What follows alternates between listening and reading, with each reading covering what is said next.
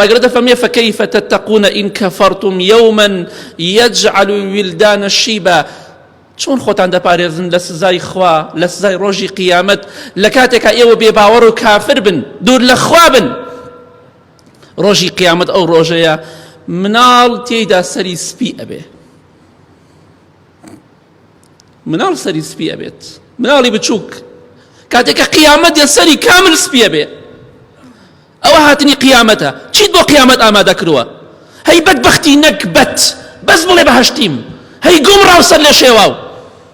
زۆر بێتاقەتم کاتێککە پێغەمبەران ئەبینم سەلامی خوایان لەسەر بێ هەمویان لە جەهەنەم ترساون، ئەمیش من بەهەشتیم. ئیبراهیم سەلامی خوای لەسەر بێ ئەفەرمێ خوای لە قیامەت سەر شۆڕم نەکەی، ئەمەڵێ من بەهەشتیم. ئەوە گومڕایی و سەر لە شێوایی و بەدبەختی تۆگەینێ، لە خوا بترسە، بە خۆتا بچۆرەوە.